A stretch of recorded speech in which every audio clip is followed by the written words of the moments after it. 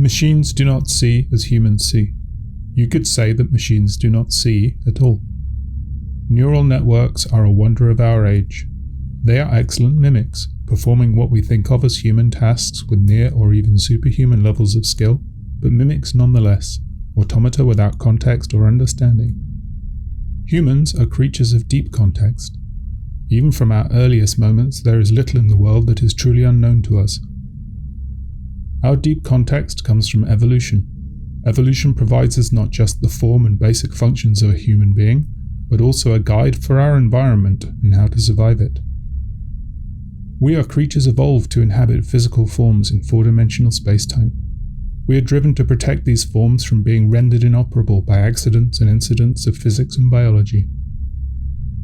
We are aware of our own existence and have a sense of its brevity. We contemplate time profoundly. We are creatures of our environment: green grass, trees, running water. We respond to these phenomena deeply, viscerally, because, to us, they imply survival.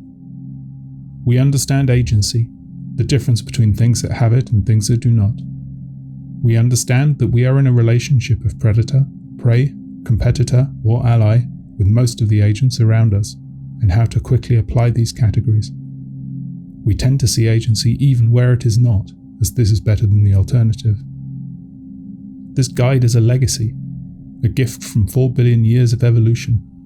It gives us a comprehensive, layered, connected understanding of the world, an intuitive baseline from which to learn as individuals.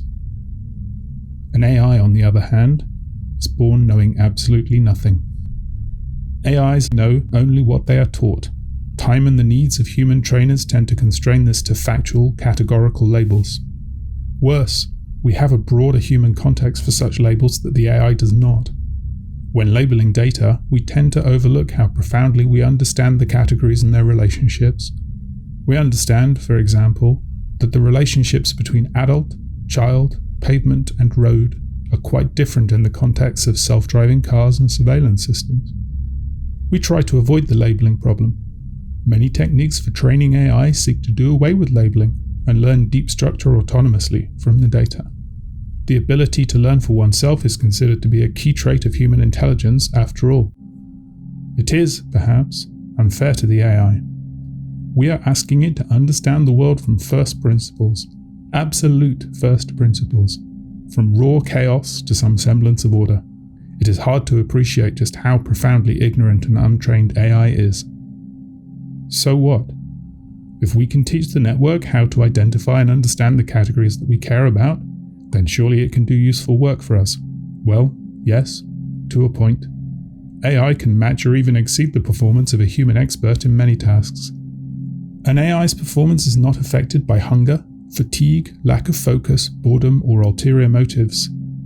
They are tireless automata, but their failure modes lie in the superficiality of their understanding about what they know and its relationship with everything else.